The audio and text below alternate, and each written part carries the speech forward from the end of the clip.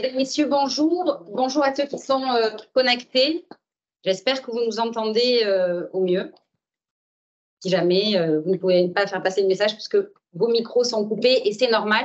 Je vous précise jusqu'à la fin de la conférence de presse, pour ceux qui le souhaitent, vous aurez la possibilité de poser vos questions. Pour ceux qui sont connectés sur Teams dans le chat, pour ceux qui sont en présentiel, bien évidemment, en présentiel. Donc, je suis très heureuse de vous accueillir dans les locaux d'M Capital pour cette conférence de presse visant à dresser le bilan du Fonds Tourisme Occitanie qui a été créé par la région Occitanie en fin d'année 2019, donc il y a 4 ans. Cette initiative remarquable a été rejointe par la Banque européenne d'investissement et les 5 caisses régionales de Crédit Agricole qui sont dignement représentées ici par le CA31, le Crédit Agricole Nord-Midi-Pyrénées, le Crédit Agricole Sud-Méditerranée. Il y avait également le Crédit Agricole du Languedoc qui n'a pas pu être là aujourd'hui, ainsi que le Crédit Agricole Pyrénées-Gascogne. Et ces institutionnels privés et publics, aux côtés de la région, ont doté ce fonds de plus de 100 millions d'euros. Je vous rappelle que le Fonds Tourisme Occitanie a vocation à financer les projets touristiques qui sont pertinents et structurants pour le territoire, en se substituant partiellement aux fonds propres des porteurs de projets ou, le cas échéant, en complétant les tours de table bancaire. Il s'adresse aussi bien aux acteurs touristiques privés et publics, ce qui en fait un outil inédit en France. Et enfin, il se veut agile et souple afin de jouer un rôle de catalyseur de projet. Le déploiement de ce fonds de dette a été confié à M Capital. Quelques mots sur M Capital, vous me le permettrez. M Capital est une société d'investissement à mission qui déploie des capitaux mixtes privés et publics pour développer des économies plus inclusives, plus vertueuses et surtout génératrices d'emplois. Ainsi, le Fonds Tourisme Occitanie est un très bel exemple de ce que nous savons faire et de notre savoir-faire. Je vous propose sans plus tarder de céder la parole à Muriel Abadi qui nous fait la joie et l'honneur de sa présence, qui est donc la vice-présidente en charge du tourisme, des loisirs et du thermalisme. Juste vous préciser que nous partagerons donc ensemble le bilan du Fonds Tourisme Occitanie, qu'en suivant, nous avons tenu à ce que des porteurs de projets qui sont financés par le fonds vous fassent part de leur témoignage. Ils sont au nombre de 3 et je les remercie, oui, je les vois. Donc, il y a Monsieur Hob du camping Le Ventoulou, qui est un camping situé dans le Lot à Tégra. Nous avons Monsieur Gosset, qui est le président du syndicat mixte Otacam, syndicat mixte qui gère la station de ce nom. Et enfin, nous avons Monsieur Nolo, que je ne vois plus, il est là, qui est directeur d'exploitation du groupe Domaine et Demeure, que nous avons accompagné sur la réhabilitation du château Capitoul, qui se situe à Narbonne. Je crois que j'en ai fini. Je me tais, je laisse la place à Muriel Abadi. Merci Julie. Bon, écoutez, bonjour à toutes et à tous. Merci pour votre venue en présentiel, je sais également en distanciel. Aujourd'hui, c'est vrai qu'il était important de vous réunir autour de ce Fonds Tourisme Occitanie. Vous le connaissez, Julie l'a dit, il a été créé en 2019.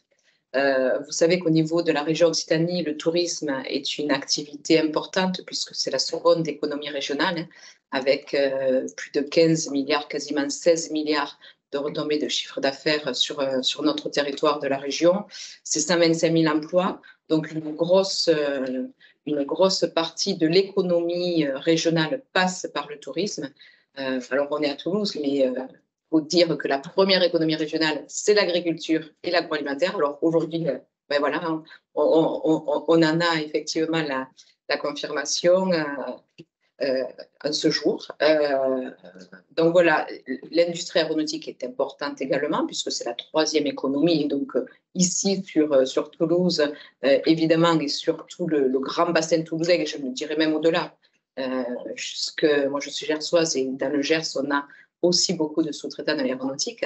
Voilà, donc ce sont les 3 premières économies régionales et le tourisme n'en est pas des moindres puisque seconde économie régionale et dans la majorité des départements, elle reste aussi la seconde activité retombée économique.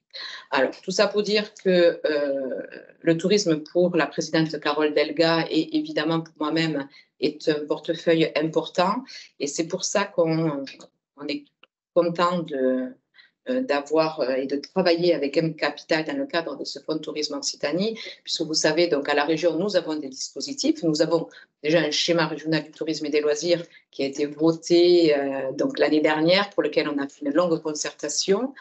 De ces différents schémas en découlent des dispositifs qui nous permettent d'accompagner les porteurs de projets, qu'ils soient publics, privés, sur différents critères. Alors évidemment, sur la région Occitanie, comme dans beaucoup de collectivités, nous sommes engagés sur la transition écologique. Donc tout projet, évidemment, est étudié, je dirais, finement pour qu'il colle parfaitement à notre pacte vert sur lequel on est engagé.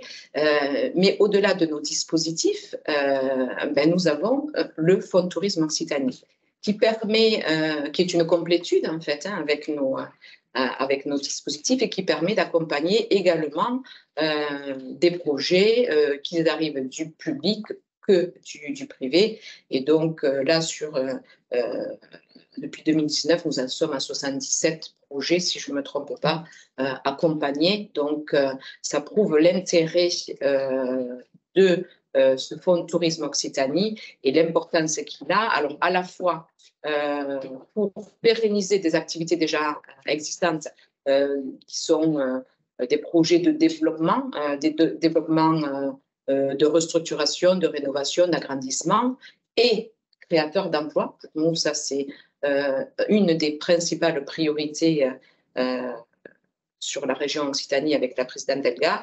Donc des projets qui ont permis de la création d'emplois au-delà de l'activité économique et touristique, et aussi donc dans le privé ou dans le public, mais aussi des nouveautés, donc de nouvelles activités qui sont donc évidemment aussi productrices d'emplois et d'économie.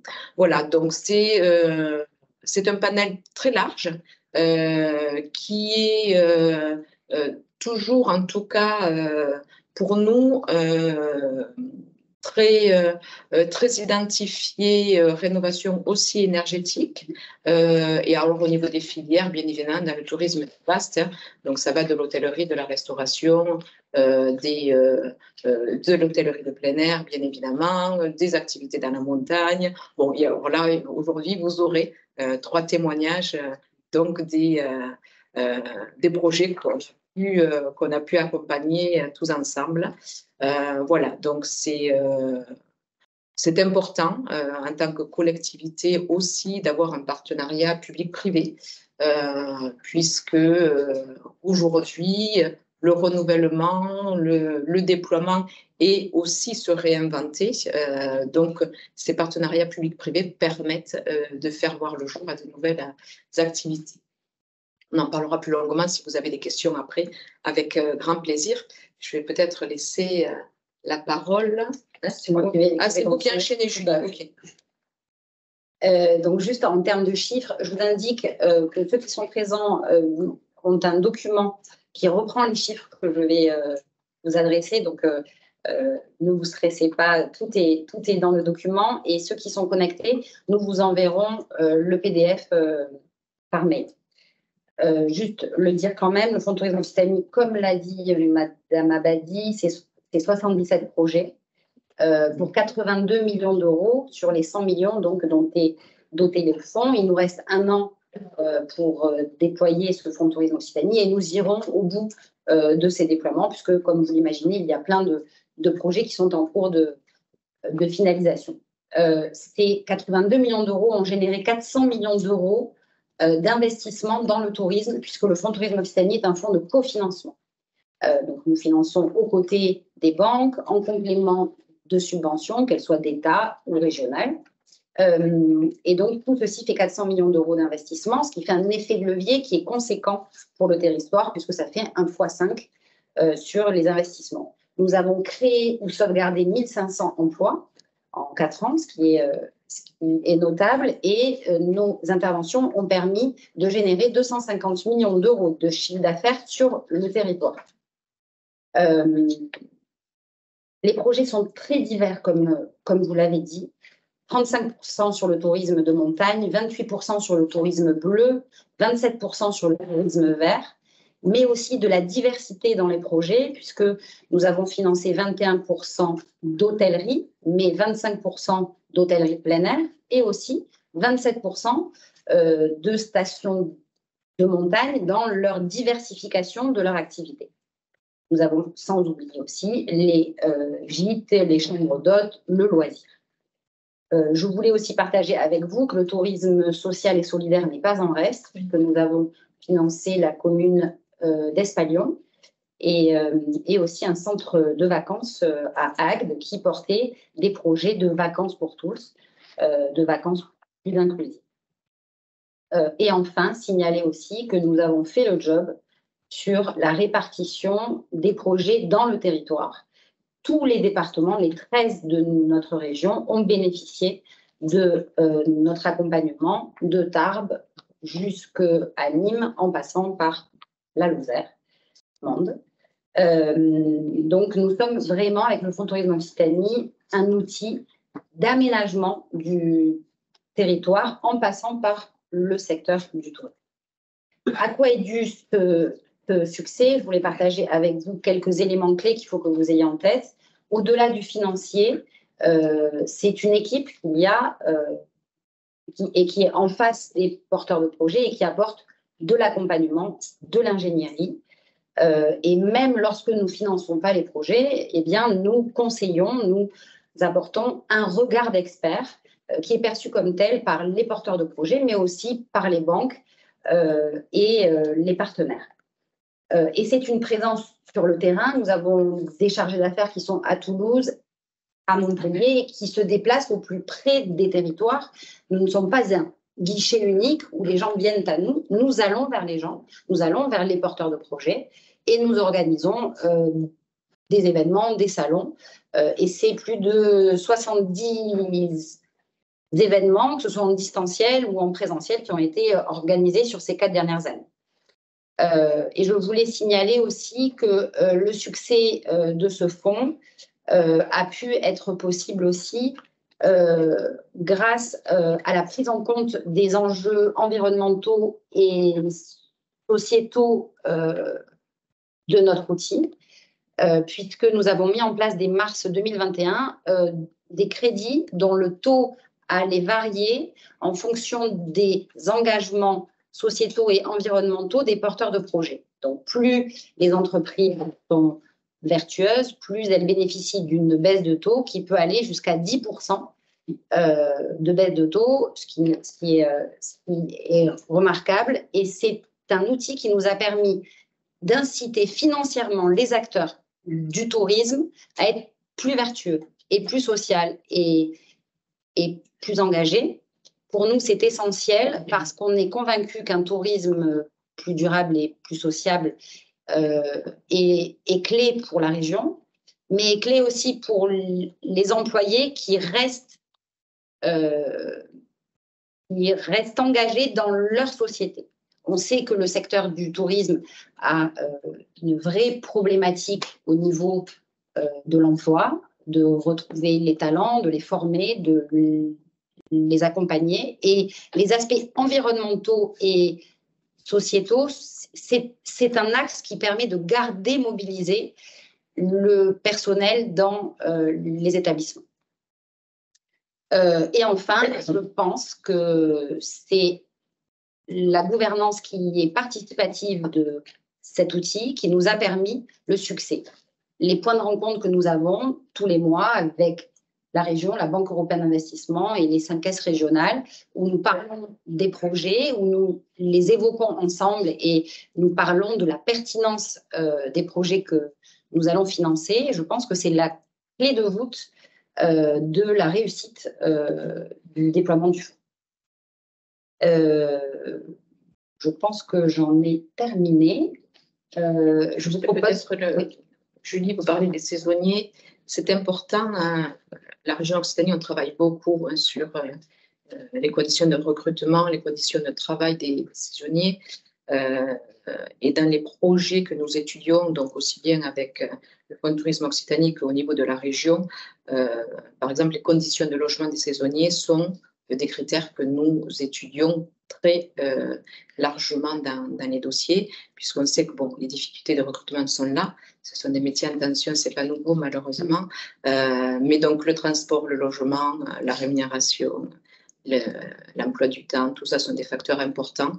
Et le logement, voilà, là, je suis sur un projet dans le Gers où le porteur de projet va véritablement faire un bâtiment pour loger les saisonniers avec tout ce qu'il faut, qu'ils soient dans des conditions de travail confortables.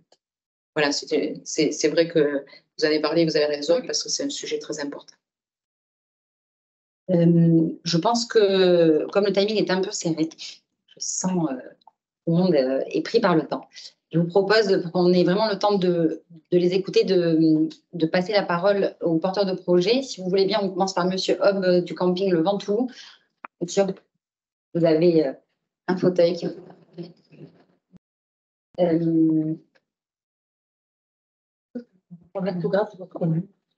H-O-D-B-E, Frédéric. Je fiche mon signe. C'est parfait. De me perdre et d'essayer de tout dire. Si vous voulez bien, oui. Donc, je pense que vous souhaiteriez vous entendre sur à quoi ressemble le camping Le Ventoux, que vous nous présentiez comme si on y était. Et ensuite, en quoi le Fonds de tourisme Occitanie vous a permis de financer votre projet et quel projet? Donc, Frédéric Hobb, propriétaire du camping Le Ventoux dans le nord du Lot, positionné entre la cité de Rocamadour et le gouffre de Panirac. Notre principal atout, on va dire, c'est le positionnement géographique, puisqu'en fait, nous sommes en plein cœur de la vallée à Dordogne. Même si nous sommes dans le Lot, notre territoire s'appelle Vallée à Dordogne.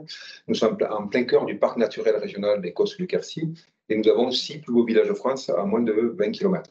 Un atout énorme, Autour, Brossac, Carénac, Martel, Rocamadour, Beaulieu-sur-Dordogne. Voilà. Donc ça, positionnement géographique important. Nous avons repris le camping en 2013 avec ma femme. Donc c'est une reconversion professionnelle.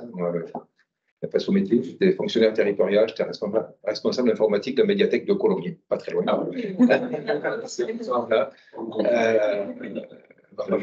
Comptable dans le privé, donc c'est un changement de vie complet, en sachant que j'ai toujours fait du camping depuis toujours. Donc voilà, c'est quelque chose qui tendait les bras. Donc les 8 premières années étaient surtout, parce que quand on a acheté un camping qui n'était pas forcément en état, comme en général dans ce genre de situation. Donc, nos 8 premières années, on l'a remis en état, avec toujours dans l'état d'esprit une démarche environnementale tout de suite. Tout de suite. Donc, tout ce qu'on a fait dès le départ a été guidé par ces démarches-là, puisque nous sommes labellisés Vallée Verte, nous sommes éco-défi du parc régional, nous sommes refuge LPO, nous sommes zéro déchet, tourisme zéro déchet, engagé des hôpitaux. Voilà, donc ce sont toutes ces démarches-là que l'on a initiées avec la région, pour certaines d'ailleurs, depuis le début, donc sur les 8 premières années. Quand on a réussi à avoir quelque chose qui nous ressemblait, on commençait à être un petit peu à l'étroit dans nos murs. Donc, commençait à germer l'idée d'agrandir le camping. Et donc, ça, c'était en 2020. Et donc, on s'est dit, on va porter un projet, augmenter la capacité du camping, tout en restant dans le même état d'esprit de développement durable, mais en montant en gamme. Donc, c'est à ce moment-là que nous avons rencontré Florian Ricard de Thème Capital sur les conseils de notre expert comptable. Nous a accompagnés sur la première phase, en fait. Première phase, 1,5 million d'euros. 1,5 million d'euros qui se décomposait donc l'acquisition de 4 hectares de terrain, l'installation d'une filière d'assainissement, puisqu'en fait, on n'était pas dans les clous. Création d'une nouvelle entrée sécurisée, 50 places de parking. Ce qu'on a fait également, nous avons transformé une ancienne grange qui était notre maison d'habitation. On l'a transformée en gîte grande capacité haut de gamme, donc un gîte 4 chambres, 9 personnes, qui est d'ailleurs aujourd'hui labellisé Gîte de France. Donc on a été obligé d'acheter une maison qui était pas loin du camping et finalement c'était pas mal pour nous dégager du chiffre d'affaires supplémentaire, mais également nous sortir un peu du camping. Et donc, M Capital nous a accompagnés via le fonds de tourisme sur, entre autres, la création d'un premier village dit locatif haut de gamme. Donc, on est sur du locatif hôtelier. C'est du 2-3 chambres, 2 salles de bain, 2 WC, vraiment quelque chose de qualitatif, hôtelier, un village piétonnier, un aménagement paysager. Nous avons également créé, donc toujours dans le même accompagnement, un autre village. Donc le premier village, c'est les terrasses du Cos. Le deuxième village, c'est les petits quercinois. Alors là, c'est quelque chose de vraiment atypique. On a voulu cibler une clientèle particulière qui aime bien les campings. C'est des familles et des jeunes enfants. Donc en fait, nous avons créé, parce qu'en fait, c'est moi qui ai dessiné les mobil-homes qu'on a fait faire sur mesure. Donc on a installé un village de 15 mobil-homes dédiés aux familles avec des enfants de 0 à 6 ans. Donc, c'est un village de 15 locatifs, 2 ou 3 chambres, on va dire installés en rond, plus ou moins en rond, une place de village. Chaque locatif, c'est des mobil-homes, on va dire, premium dans le service que vous allez trouver dedans, mais également dans la configuration, puisqu'en fait, chaque locatif a 2 ou 3 chambres, 2 salles de bain, dont une parentale, mais une salle de bain, vous allez trouver une table à langer, une baignoire sabot, un petit WC, un petit lavabo, donc pour que les gamins apprennent la propreté, c'est vachement sympa, ils adorent ça. Dans le locatif, il y a une salle de jeu, et donc une très grande terrasse de 30 mètres carrés, semi-couverte avec une cabane de jeu par terrasse. Et ce village-là, en fait, est un village centré autour d'une aire de jeu dédiée aux 0-6 ans. Et après, on a passé quand même par an avec le pôle barbecue et le terrain de pétanque pour pouvoir passer du bon temps. Le fonds de tourisme, enfin, M Capital, nous a aidé donc, sur l'accompagnement financier, mais aussi sur quelque chose de très important. On avait un délai très court. Très court. Parce que entre différentes autorisations, police de l'eau, enfin, les pas, c'est des meilleurs, parce que là, c'est vraiment un chemin de croix. Nous a accompagnés vraiment avec une agilité, une réactivité extraordinaire. A été vraiment un levier pour démarrer le projet, c'était la première phase. Parce que surtout, ça nous a accompagnés pour avoir d'autres financements, entre autres une subvention de la région. Voilà. Donc, c'est vrai que je pense que sans le fonds de tourisme, on ne serait pas là aujourd'hui parce qu'on n'aurait pas pu initier cette première phase qui était la plus grosse en fait en termes d'investissement. Et voilà. Moi, je suis content d'être là aujourd'hui parce que c'est juste au retour des choses, parce qu'on n'en serait pas là. Entre-temps, il a fallu quand même avoir un permis d'aménager. Donc, on a réussi à avoir un permis d'aménager. Donc, on a acheté un camping qui faisait 66 emplacements. Aujourd'hui, on a un permis d'aménager qui nous permet de monter à quasiment 190 avec les fameux 10%. Donc, on est un camping qui pourra aller jusqu'à plus de 200 emplacements. Donc, 2022, donc première phase de mise en commercialisation, donc avec l'accompagnement. Donc les travaux, donc par rapport à la partie éco-responsable, on va dire, il y a plein de choses qu'on a fait avant en fait, plein de choses qu'on a fait avant, qui sont des choses qui sont naturelles, obligatoires par Clébert, mais qui sont naturelles dans le fonctionnement. On va dire donc la production d'eau chaude solaire pour un bâtiment principal, donc production d'eau chaude solaire pour les sanitaires et pour la partie production d'eau chaude pour le restaurant-bar. Mise en place de récupération d'eau de pluie. Donc là, on vient de rajouter encore, sur la troisième phase, on vient de rajouter 10 mètres cubes. Donc on a 70 mètres cubes de récupération d'eau de pluie pour l'arrosage, ou nettoyer le Karcher avec le Karcher, choses comme ça. Récupération des biodéchets donc, par rapport au compost. La transition au niveau consommation d'eau, donc avec tout ce qui va bien techniquement pour l'eau et l'électricité pour consommer moins. Voilà, donc pour essayer d'être très attentif sur cet impact environnemental, donc sur l'existant, mais également sur la partie extension. Pour cette première phase, donc on a essayé également de faire attention, les locatifs, il y a des fournisseurs un petit peu partout, de France et de Navarre. Un des critères, pas le principal, mais un des critères, c'est d'avoir un fournisseur qui puisse nous fournir de pas très loin. Et donc la société Rapidon, pour ne pas les nommer, a une usine dans Lot-et-Garonne. Donc, quand même, très proche de chez nous, et très pratique et surtout moins de transport. En termes d'intégration paysagère, on a essayé donc tous nos locatifs sont barres des bois, Voilà, pour cette intégration. Bien sûr, bon, tout ce qui est consommation, on en a parlé, un aménagement paysager avec des essences locales. Un petit mot sur, même s'il n'y a plus l'accompagnement sur la deuxième et troisième phase pour le financement par le fonds tourisme, un petit mot sur les deux phases suivantes. Donc 2023, deuxième phase, 900 000 euros. On a fait un nouveau village, un village de vie locative, toujours dans du haut de gamme, les Étoiles Occitane. Donc là, on est sur des locatifs de chambres, toujours en gamme premium, mais avec surtout une terrasse de plus de 35 mètres carrés dans le thème, donc les Étoiles Occitanes, on est dans le triangle noir. Nous sommes dans le triangle noir du Quercy. Donc en fait, la nuit, il fait noir. La nuit, il fait noir, et donc on voit bien les étoiles. Donc, cette grande terrasse et son solarium, qui est plutôt lunarium, on va dire, pour pouvoir observer les étoiles.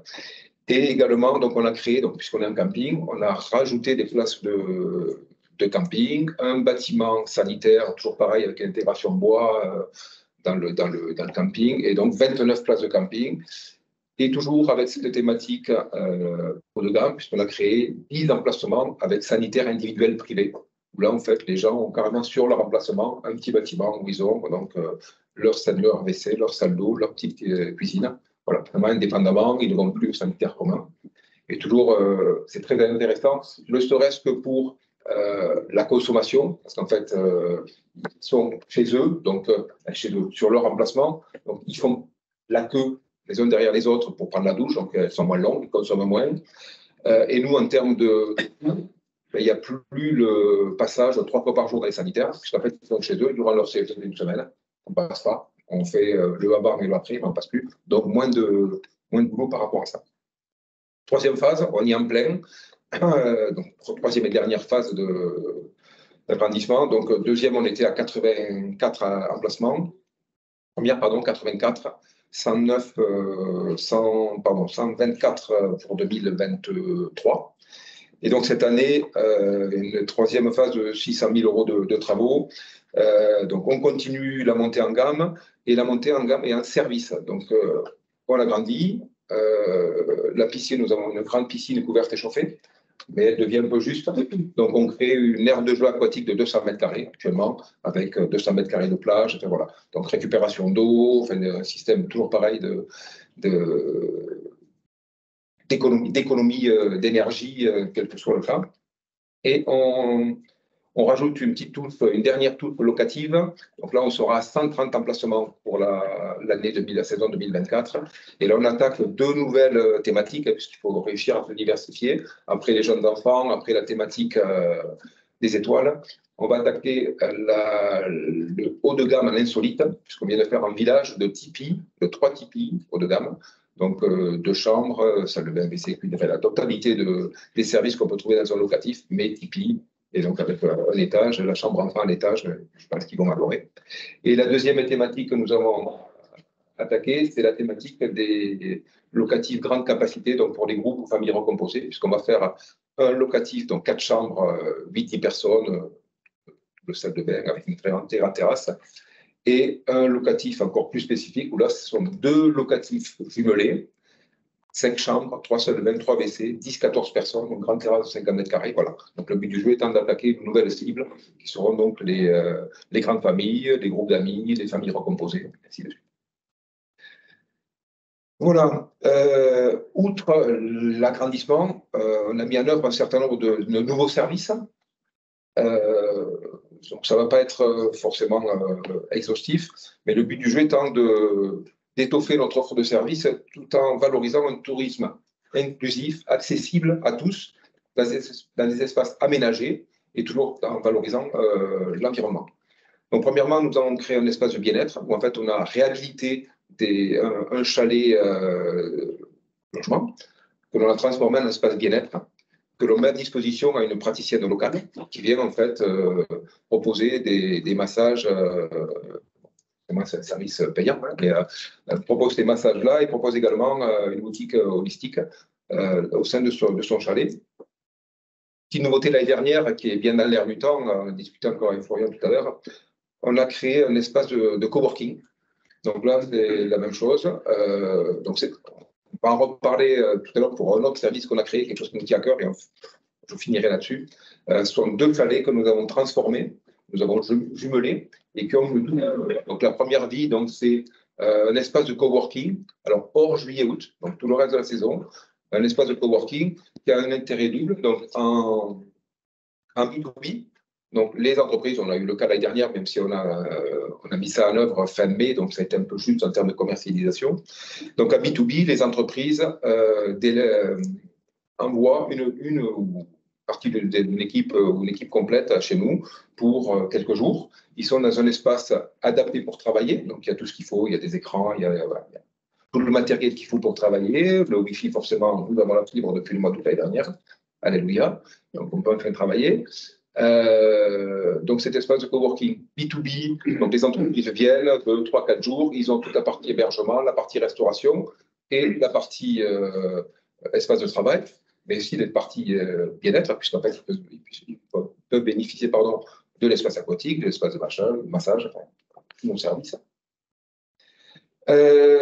Également, donc ça c'est quelque chose que l'on fait, donc on fait partie du réseau Cité Paysage, donc c'est une quarantaine de campings en France, camping nature, et on a ce qu'on appelle chez nous le tourisme participatif, donc ça c'est quelque chose qu'on fait depuis toujours, puisqu'en fait nous sommes Cité Paysage depuis toujours, donc on crée un lien dans le terroir local, un lien avec des personnes.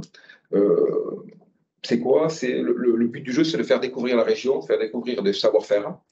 Donc, typiquement, moi, j'accompagne, c'est pour l'été, juillet-août, on a un chocolatier local à Panirac. Donc, toutes les semaines, j'accompagne mes vacanciers sur une visite privée de la chocolaterie. Donc, elle est toute petite. Je n'avais pas apporté pour déguster. Voilà, je sens que monsieur Donc, voilà, je les accompagne, ils le voient travailler, ils dégustent forcément. Voilà, donc ça permet de découvrir un terroir. On fait avec la ferme des Alix à Rocamadour, qui est une ferme de la lavande. Donc, on va voir la distillation de la lavande, la façon des produits.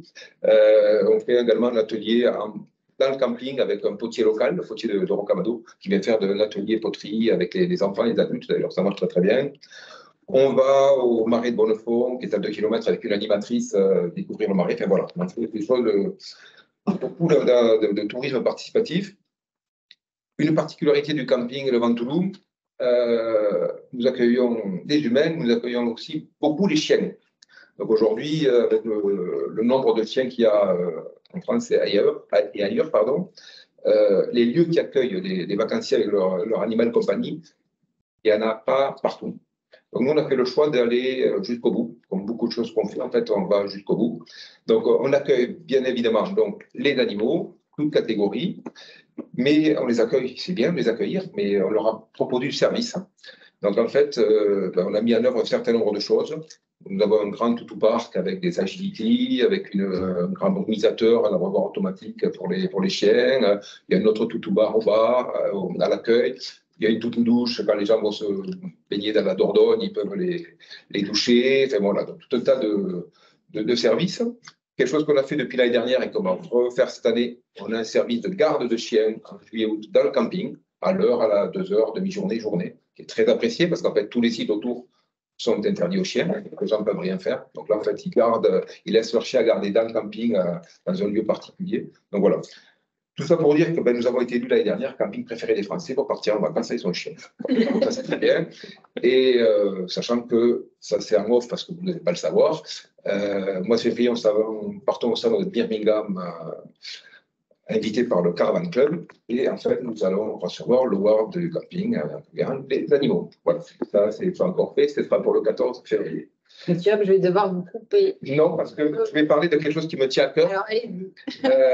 Donc, on a parlé tout à l'heure des 2 chalets que nous avons jumelés pour le coworking.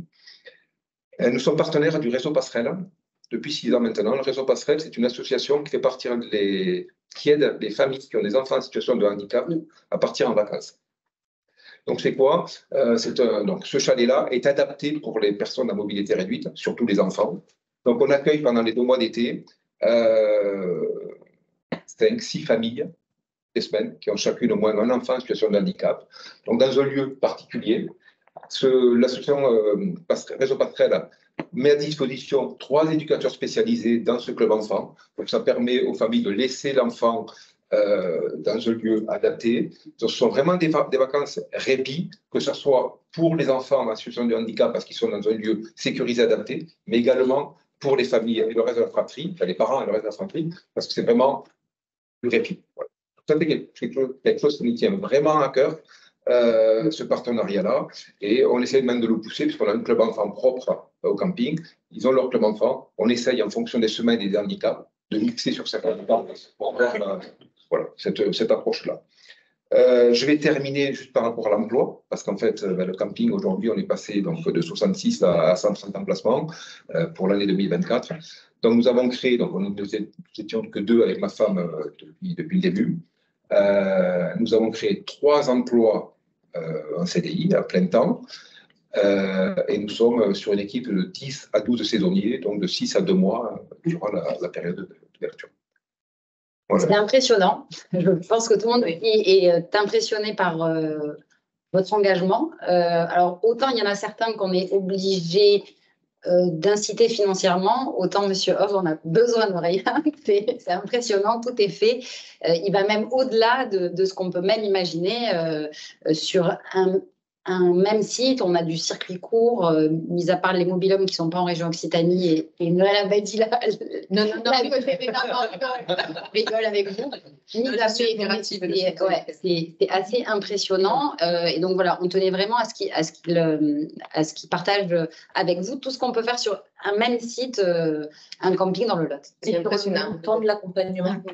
Alors, on a accompagné à hauteur de 800 000 euros, en tout cas sur le premier projet. La première phase. Ouais, sur un investissement total, vous avez dit d'1,5 million. La première phase a mis 1,5 million. Et alors, si vous voulez, dans le cadre du Ventoulou, on est intervenu un peu sur les 2 aspects que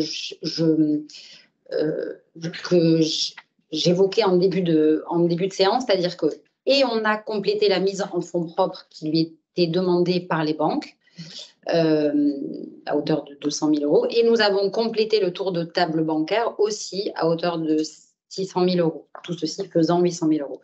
Et donc, il y a 2 façons de nous voir. Soit on complète les fonds propres, mais ce qu'il y a de très, très intéressant, c'est qu'on complète les fonds propres, mais on ne dilue pas les actionnaires. C'est-à-dire qu'on n'a pas pris possession du capital de l'entreprise, et M. Hobb est resté le propriétaire de son étabbissement, puisqu'on n'a pas pris possession de son capital. Pour autant, on a bien complété les fonds propres qui étaient demandés par les banquiers, parce que le risque qui était perçu, en tout cas par les banques sur son développement, il nécessitait une mise en fonds propres complémentaire. Donc voilà, donc, dans le cas du camping le Ventoulou, il y a bien les 2 aspects, un complément de fonds propres et un complément bancaire. Et pour la petite histoire aussi, on met en relation les porteurs de projets avec les banques. Certains porteurs de projets n'ont pas de contact avec le réseau bancaire et nous demandent des mises en relation. Et ça fait partie aussi de notre accompagnement, de les aider à trouver des solutions au-delà de la nôtre, d'autres solutions de financement, que ce soit par le biais de subventions, que ce soit par le biais de financement classique chez BPI, chez Crédit Agricole, chez Caisse d'Épargne, etc., etc. Je vous propose de passer rapidement à Monsieur. Merci. Aux Adogambi. Merci. Jean-Marc Souléry de la ferme des Alices. Je connais depuis. D'accord. Donc, prochaine passage. Exactement. Donc, on passe sur le secteur public cette fois-ci, avec un sujet complètement différent. Monsieur Bossé est président du syndicat mixte du Haut-Acam, qui est une station qui est située dans les Hautes-Pyrénées. Et vous savez que les enjeux sur le tourisme de montagne, c'est la diversification de l'activité, encore plus aujourd'hui qu'hier, lié au réchauffement climatique, bien évidemment. Et nous travaillons à accompagner les stations à se diversifier. Et le Haut-Acam est aussi exemplaire en la matière. Et donc, on tenait absolument à ce que vous soyez là pour témoigner de votre projet. Qu'est-ce que vous avez porté et quel sens vous avez donné à votre station et ce que le Fonds Tourisme Occitanie vous a permis de mettre en place grâce à son intervention. Essayez de faire plus court que Monsieur Homme. Mais j'ai bien marqué. Bonjour à tous et à toutes. Oui, le Hautacam, c'est une station, alors c'est avant tout une destination, parce que Hautacam, c'est connu, à travers et les arrivées du Tour de France, cette reprise d'avoir accueilli le Tour de France. C'est une petite station de montagne, effectivement, au-dessus d'Argelès-Gazost. Alors, elle a un avantage, c'est qu'elle est accessible, dans le sens où, effectivement, nous sommes à une demi-heure de Lourdes et à 1 heure de Tarbes. Donc, c'est vrai que pour le tourisme, même local, je veux dire, c'est une accessibilité importante.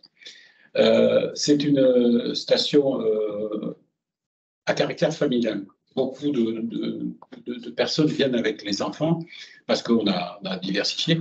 D'ailleurs, beaucoup de gens me disent on a commencé à apprendre à skier à Hautacam parce que c'est une station accessible, facile et aussi pas très chère. Nous sommes autour de 20 € le forfait. Voilà, je parle du ski là. Alors, on va parler de la diversification après. Mais on a aussi notre inconvénient, c'est l'accessibilité, mais la basse altitude. Avec, alors, au-delà du réchauffement climatique qui ne fait qu'accentuer le phénomène, depuis 1972, puisque la station a été créée en 1972 par les privés, repris par des collectivités quelques années après, on a eu effectivement des soucis de manque de neige, qui fait effectivement des difficultés de gestion et puis d'équilibre économique du site. Mais à la fois, ça reste une destination, puisque les gens montent au Hautacam, qu'il y ait de la neige ou qu'il n'y ait pas de neige.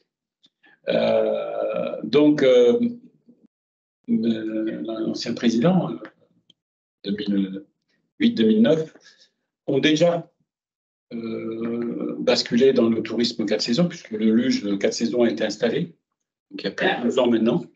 Elle a un succès aujourd'hui considérable. On pensait d'année en année, elle allait s'effilocher en termes d'attractivité. Bien au contraire. Elle se renforce. Mais on a été confronté à le fait que c'était une monoactivité. Donc, avec une difficulté, il fallait une offre plus large. Et à la fois aussi, on a aussi, comment dire, la station s'est faite de manière un petit peu empirique, des petits morceaux à droite à gauche qui sont faits au fil du temps, selon les moyens financiers. Et c'est vrai qu'on était arrivé à quelque chose, et ça c'était la conduite de notre projet aussi, on voulait retrouver un aspect paysager et intégrer à la montagne beaucoup plus important. Donc on a eu, on va dire, une phase de jeu, où effectivement, je vais y venir tout à l'heure sur les jeux, mais une phase aussi d'aménagement paysager, ce qui fait que sur 4 millions d'euros, je veux dire, on est à peu près moitié-moitié entre les jeux et les aménagements paysagers. Parce qu'on pense aussi que le touriste, il faut qu'il soit bien aussi, et qu'il soit dans... Voilà. On a aussi des touristes contemplatifs qui viennent, des restaurants quand même, consommer quand même, mais voilà, il y a des touristes qui vont aller se promener, il y a des touristes qui vont peu consommer les activités. Et la station du Hautacam, elle a 2 sites, si je puis dire. Il y a une station de partie basse, où il y a un développement des activités qui a été mise en place.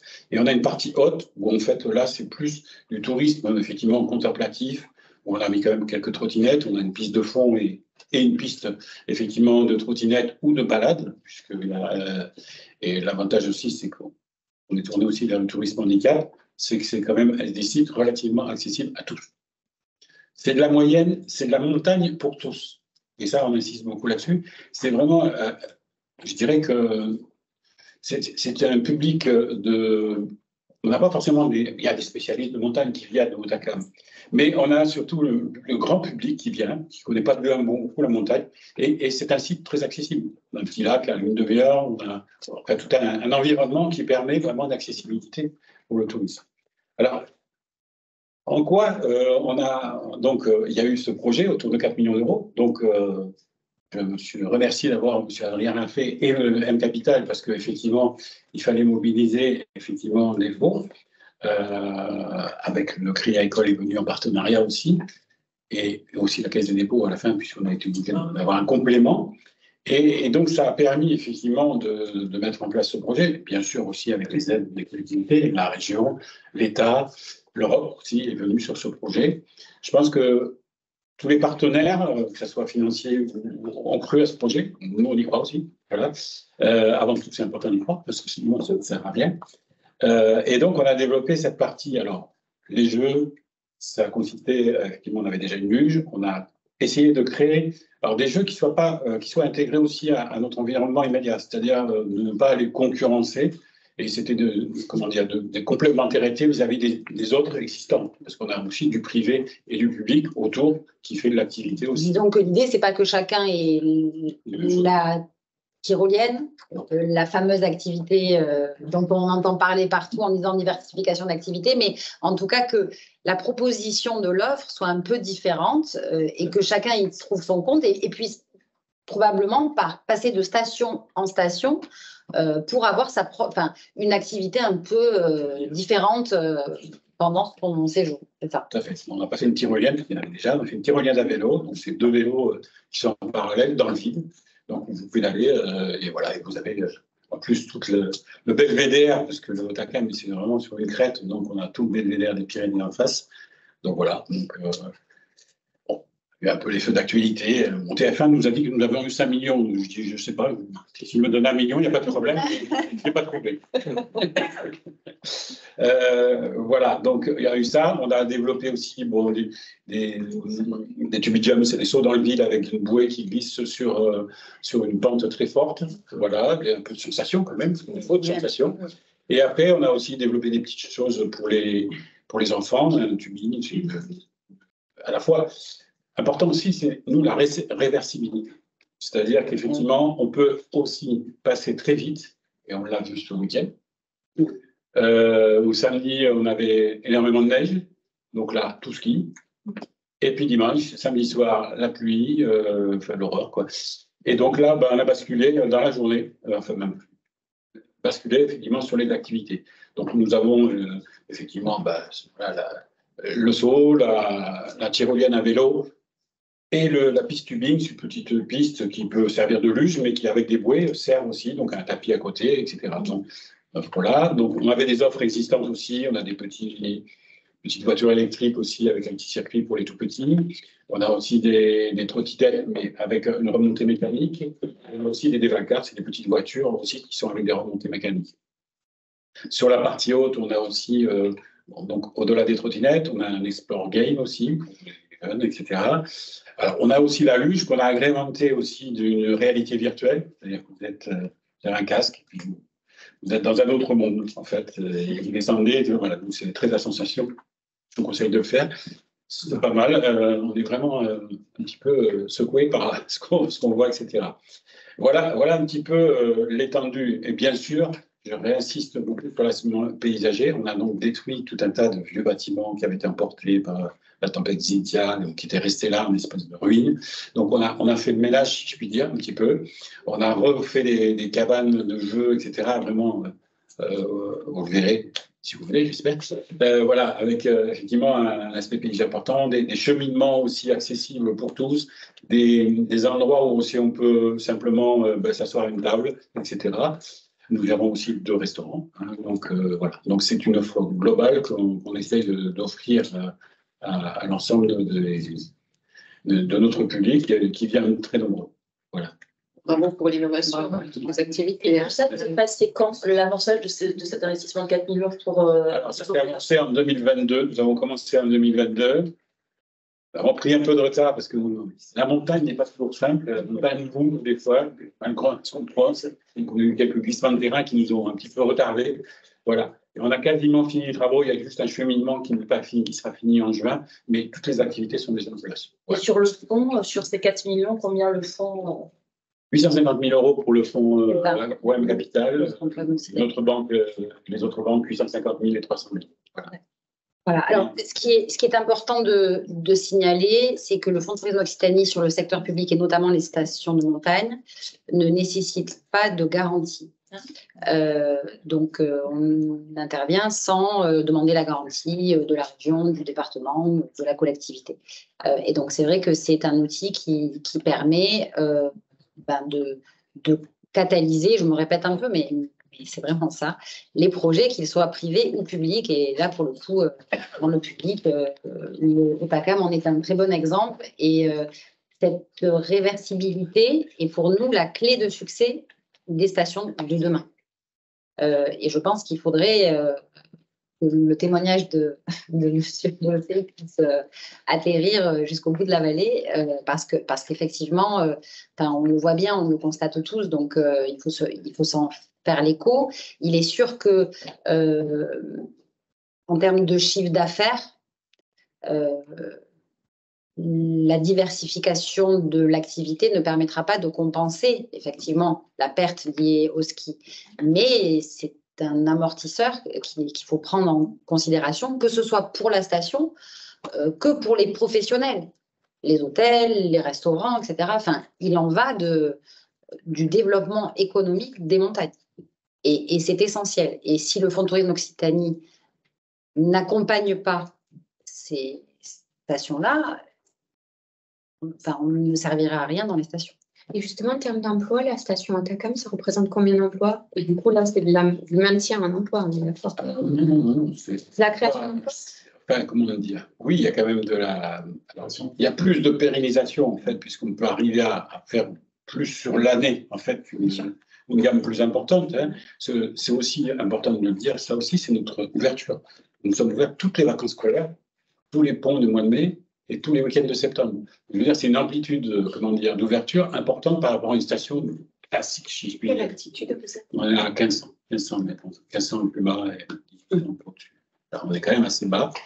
Alors, les emplois, oui, ça peut aller, effectivement, on a 8 permanents, et après, on a effectivement jusqu'à 35, 40 saisonniers.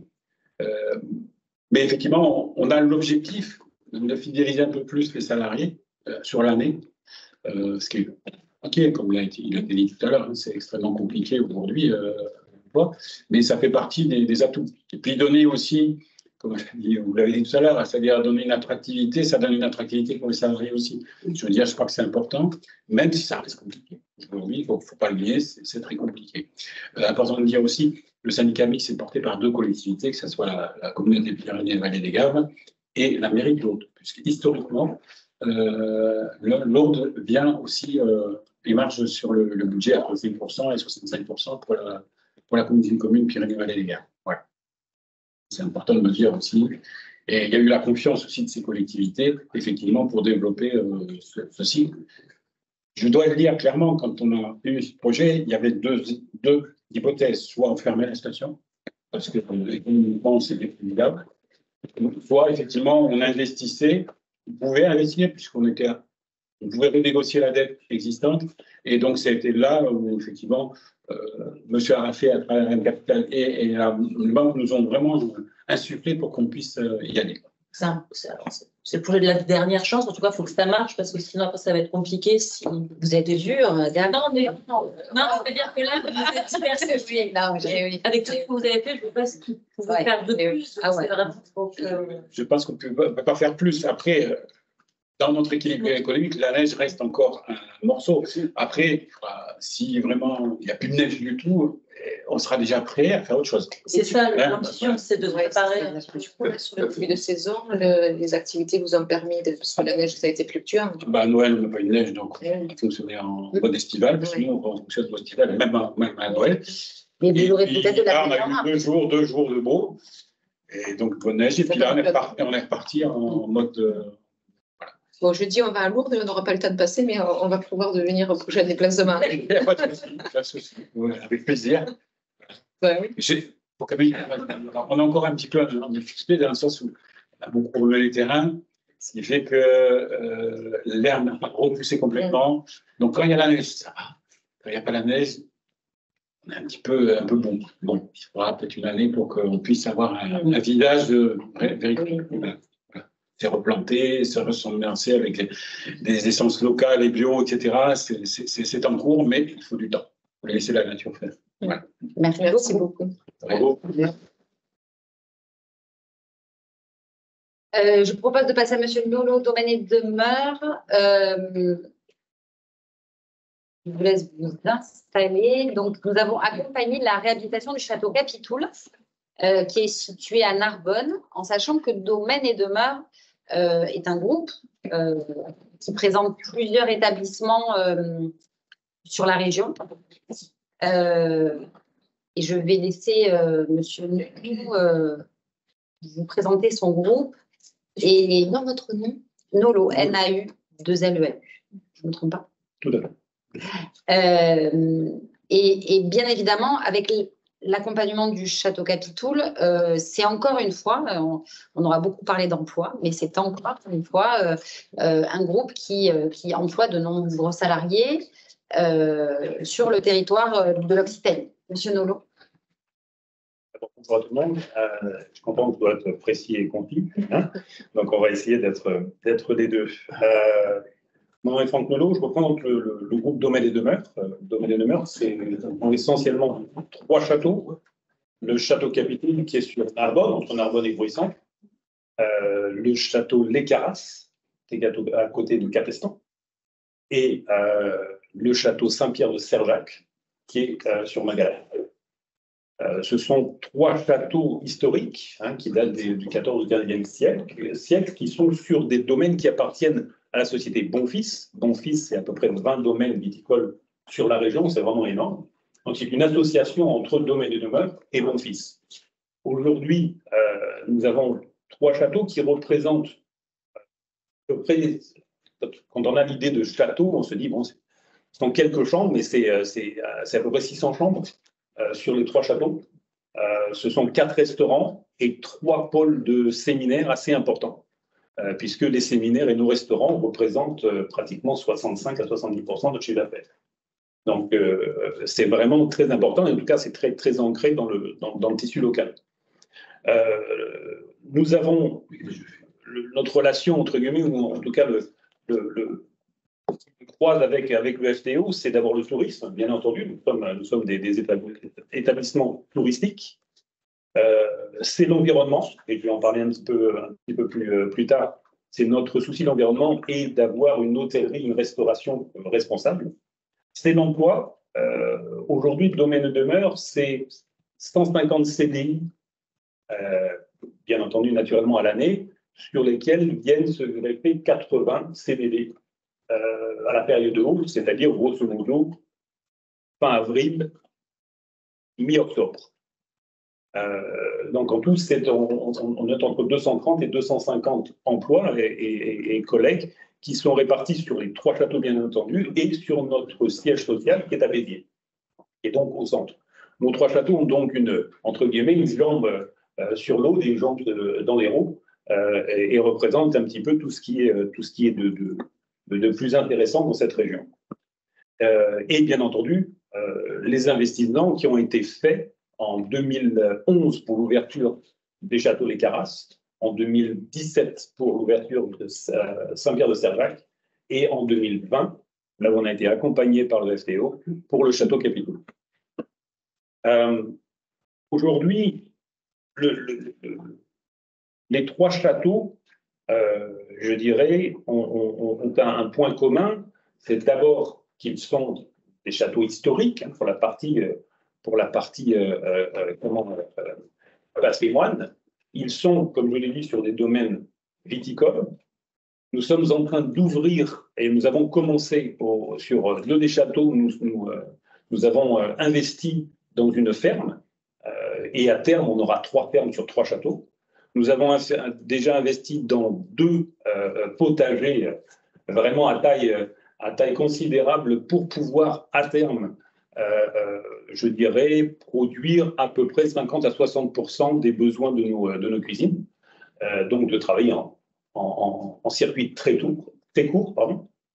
Nous nous sommes engagés aujourd'hui dans nos investissements à ne travailler sur le plan de la restauration qu'avec des produits locaux ou régionaux.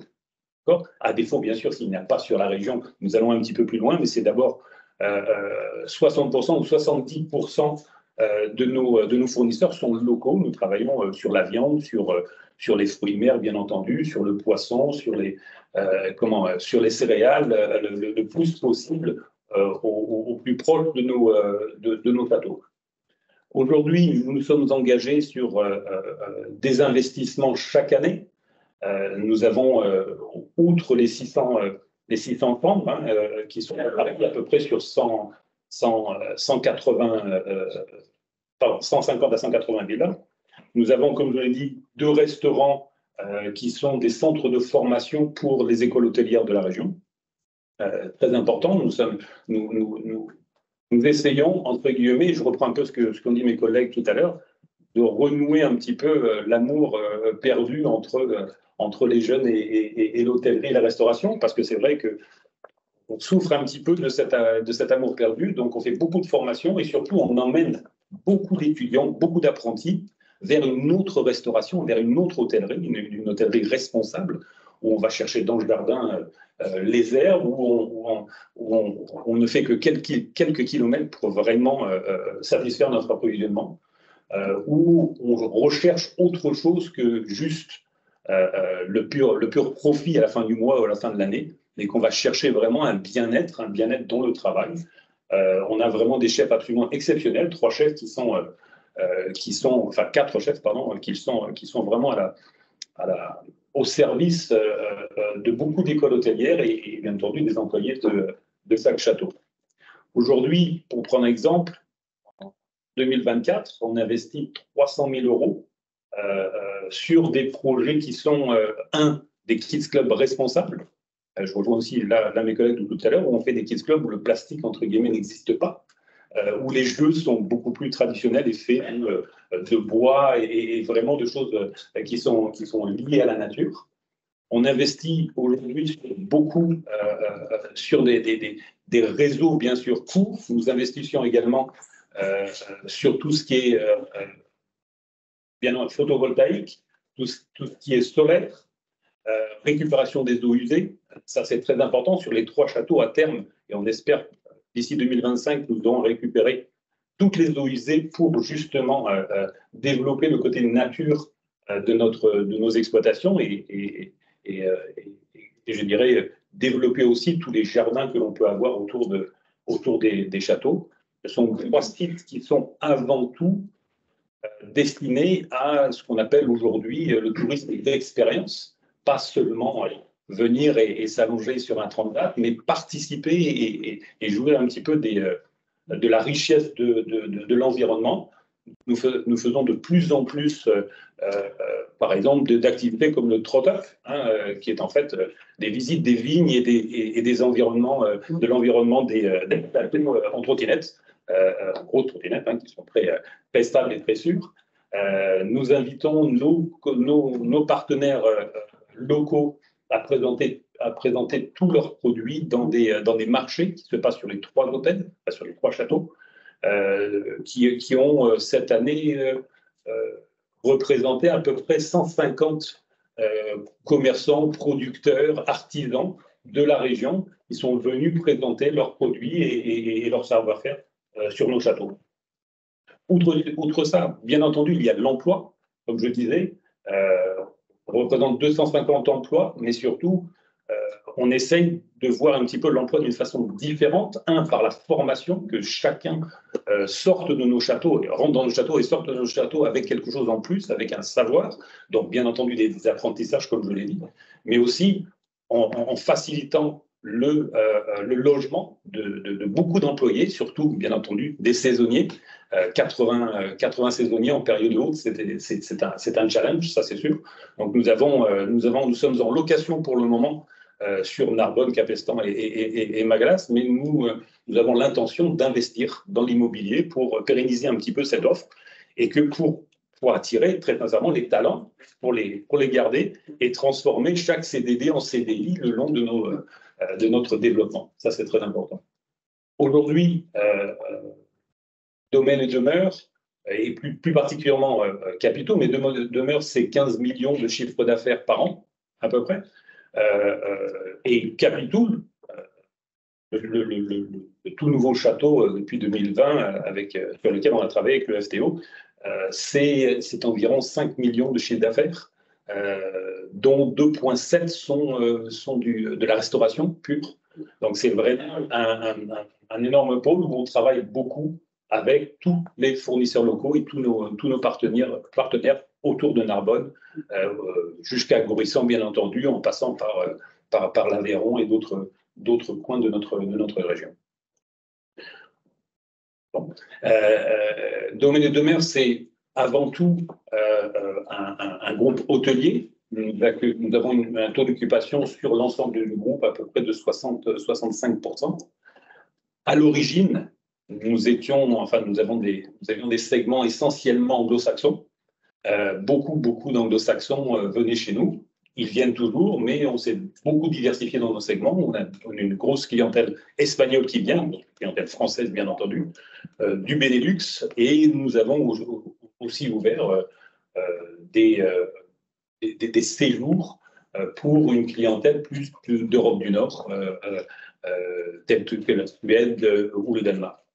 C'est une société qui entend atteindre près de 200 emplois d'ici 2025-2026, parce que nos investissements sur les fermes nous amènent bien entendu à aller chercher d'autres talents que le talent purement hôtelier.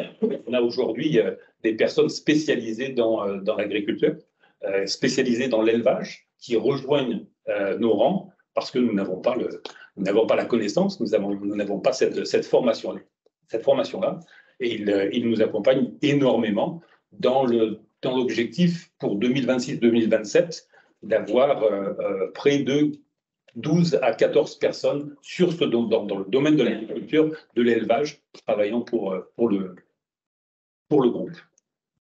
Bien, merci beaucoup, Monsieur Nolot. Alors, juste vous dire aussi que sur ce projet-là, nous sommes intervenus non pas sur l'immobilier, parce qu'effectivement, au niveau des financeurs, la rénovation du château ne posait pas problème en tant que tel, mais nous sommes vraiment intervenus sur la société d'exploitation qui avait besoin de financement pour aménager et non pas pour les travaux du site. Donc, c'est un autre exemple qui est un peu plus haut de gamme, qui fait affaire à de la clientèle qui est extraterritoriale, contrairement peut-être au site que l'on a précité avant sur le Ventoux ou sur Otakam. Voilà, l'idée c'était que vous ayez un panel un petit peu de ce qu'on sait faire, de ce qu'on a financé. Je crois que vous l'avez compris, le Fonds de tourisme Occitanie, c'est un outil qui fédère des institutionnels privés et publics pour une économie en croissance, mais dans une croissance responsable. C'était un peu l'idée et le message que nous voulions faire passer, un tourisme plus responsable, vertueux et créateur d'emplois. Et je crois qu'on a bien choisi nos 3 porteurs de projets et qu'on ne s'est pas trompé sur la sélection. Est-ce qu'il y a des questions dans la salle?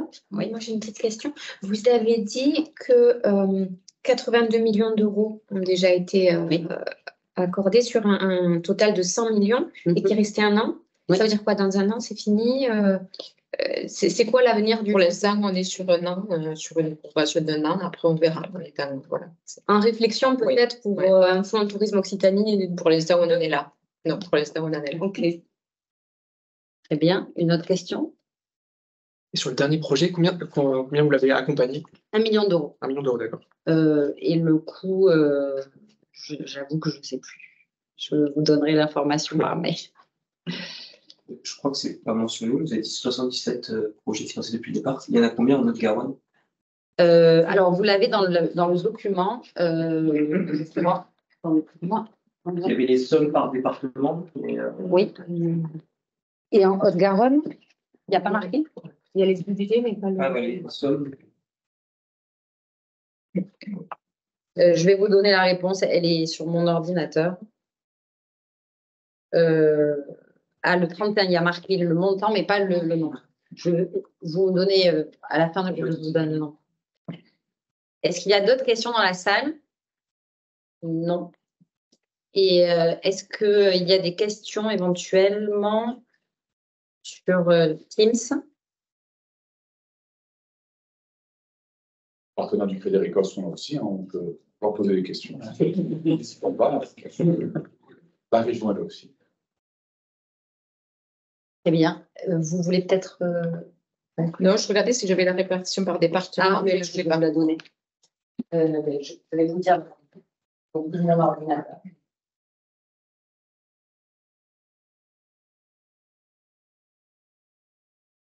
Je suis arrivée très en retard. J'ai peut-être une question aussi. On mesure déjà l'impact sur la fréquentation des projets aidés? Là, ce sont les porteurs de projets. Là, effectivement, comme les témoignages que vous avez eus, effectivement, disent que, bon, là, par la diversité de l'offre, dans le cas présent sur la montagne, ça a permis, quand il n'y a pas de neige, de pouvoir offrir une activité. Donc, oui, il y a eu, alors après, en termes de quantité, je ne sais pas, au niveau du camping, forcément, puisqu'il y a eu une augmentation des logements. Donc, forcément, voilà.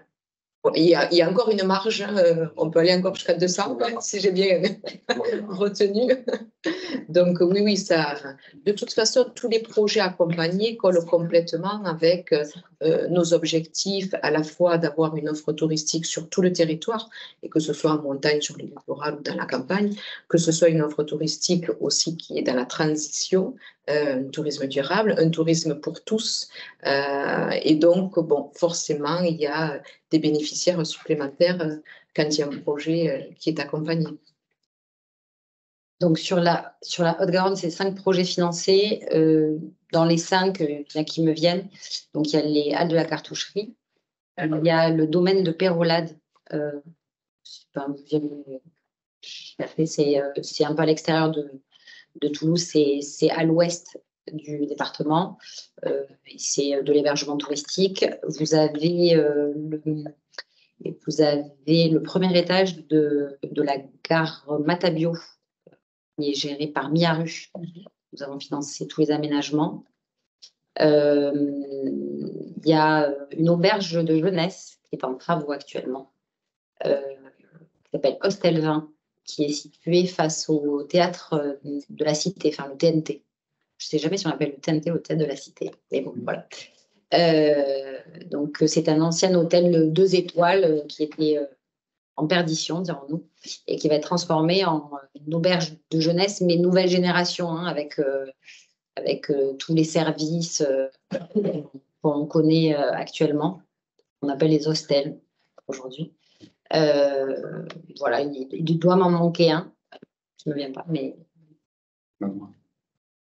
Non, je ne sais plus, mais bon. Déjà 4 sur 5, c'est pas bon. D'autres questions? Oui,